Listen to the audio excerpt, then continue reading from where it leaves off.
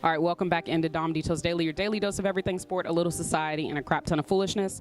I'm going to get to this before these bugs eat me alive. I want to go ahead and talk about the Hugh Freeze, Houston Nutt situation at Ole Miss. Just for context, Houston Nutt is currently in pursuit of a lawsuit with Ole Miss and Hugh Freeze for essentially slander of his name.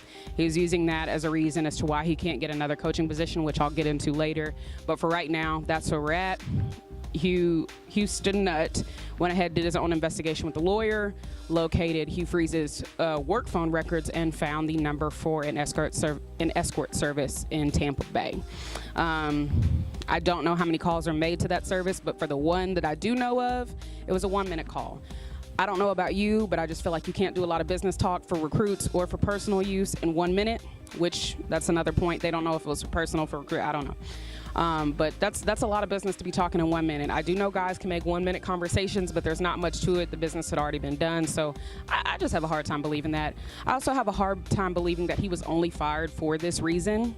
This is coming from a university that just stood behind him a few months prior, saying that this is their coach. Mind you, that could be because they were winning, because he does have national acclaim as a coach. He did his job. He's doing it right. But I mean, they were just behind him all the way. And so for them to just flip the switch that quick over a phone call that they don't know what happened, there's no transcription, nothing anywhere, I have a hard time believing that. I honestly believe that there was something underneath the surface that we didn't see, that they didn't want the NCAA probing into, that they just figured, let's just cut ties and move on. And obviously, if he did not resign, they were going to fire him. Last but not least, like NCAA investigations, I honestly feel like you kind of have to have an inkling to investigate. I don't feel like that just comes naturally.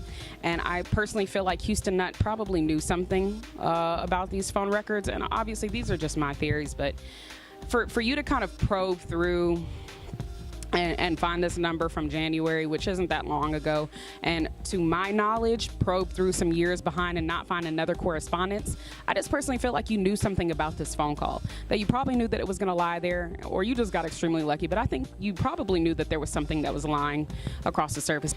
I just feel like it's too coincidental. And, last but not least,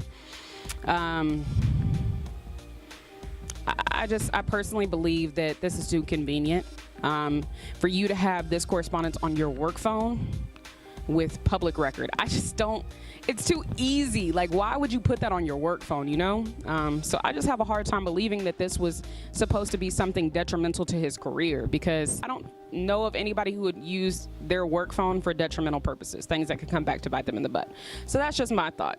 But on to my frustrations with Houston Nutt. Houston Nutt bothers me because he's using this entire situation as a reason to why he couldn't, obtain another head coaching position within the FBS.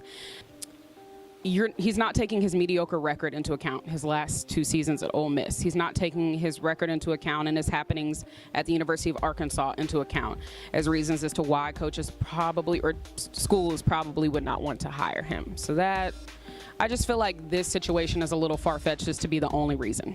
Second problem I have with this. We've seen it with Lane Kiffin. You excel in the ranks and you get kicked back down because of something, right? You might have a disagreement with the coach, you might have a disagreement with the school, whatever. You've seen him get kicked back down. What does he do?